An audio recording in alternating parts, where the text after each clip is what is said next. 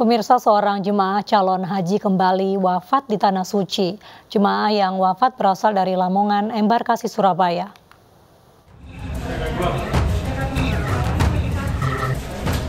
Jemaah calon haji atas nama Bawo binti Karso, 58 tahun asal Lamongan, Jawa Timur, meninggal dunia di Madinah. Almarhumah wafat setelah sebelumnya mendapat perawatan di Klinik Kesehatan Haji Indonesia. Almarhumah wafat saat dirawat di Klinik Kesehatan Haji dengan diagnosa awal gangguan paru. Setelah 2 hari dirawat dan sempat membaik, pagi tadi mendadak kondisi pasien memburuk dan tidak sadarkan diri.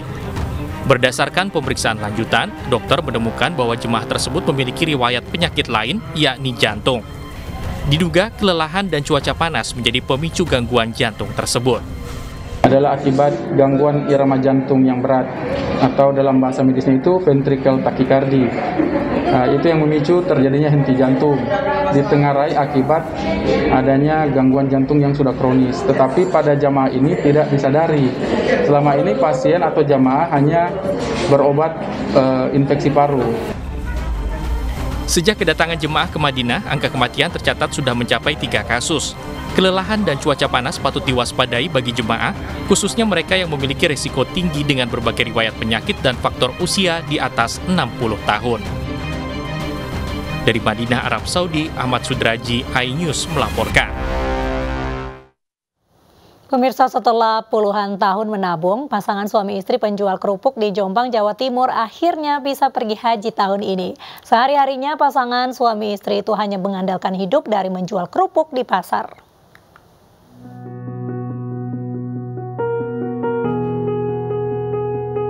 Aktivitas sehari-hari pasangan suami istri Amir dan Maryam, warga desa Janti, Jombang, Jawa Timur, sibuk membungkus kerupuk di rumahnya.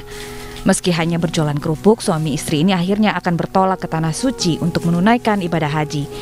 Rencana keberangkatan haji ini bagaikan mimpi, sebab setelah 2 tahun tertunda akibat pandemi COVID-19, dambaan pergi ke Tanah Suci akhirnya terwujud.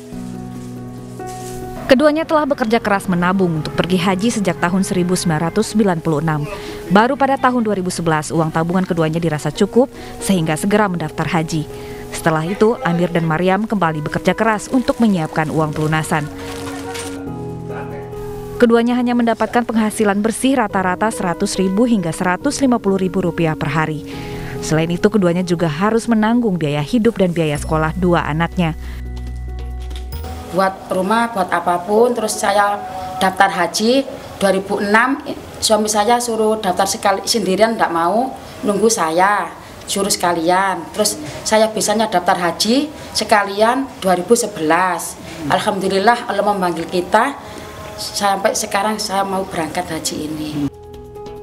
Amir dan Maryam berharap hajinya kelak menjadi mabrur. Dari Jombang, Jawa Timur, Mukhtar Bagus, iNews melaporkan. Presiden kelima Megawati Soekarno Putri siang tadi mengunjungi Gedung Sarinah, Jakarta. Kunjungan Ketua Umum PDI Perjuangan ditemani Menteri BUMN Erick Thohir. Megawati dan Erick meninjau relief yang sempat dicopot setelah Presiden Soekarno lengser. Megawati mengaku senang dengan renovasi terhadap pusat perbelanjaan yang sudah ada sejak tahun 1962. Meski keduanya tampak serius berbincang, Mega dan Erick tidak membahas isu politik. Mega berpesan agar Sarinah memberi tempat kepada UMKM.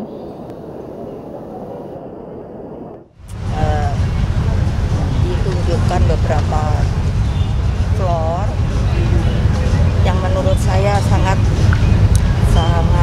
bagus, sangat indah, karena di situ tiap floor mempunyai makna-makna tersendiri, terutama mengenai dipasangnya kembali apa itu namanya ya, sejarah dan dari seninya, apa namanya ya, lupa saya, relief yang ternyata setelah Bung Karno tidak jadi presiden lagi, relief itu sepertinya ini tanda kutip ya, disembunyikan. Ya, tapi akhirnya alhamdulillah. Betul, ini aset BUMN, kita bisa perbaiki, apalagi jangan juga generasi muda ini terputus dengan sejarah. Dan ternyata alhamdulillah ini bisa menjadi sebuah mengingat sejarah untuk generasi muda karena ini ramai sekali. Tetapi sekalian waktu itu Bu Mega juga berpesan bagaimana UMKM-nya harus dilibatkan. Nah karena itu kita mendorong banyak UMKM dan merek-merek lokal yang sekarang lagi naik daun. Pasca Yusuf Kala jadi wakil presiden, Indonesia bagian timur belum lagi memiliki sosok seorang pemimpin yang layak dicalonkan jadi presiden ataupun wakil presiden. Namun kini sosok itu hadir dalam diri Tuan Guru Bajang Haji Muhammad Zainul Majdi. TGB merupakan sosok pemimpin yang ideal bagi umat dalam memberikan perhatian terhadap masalah persatuan kebangsaan.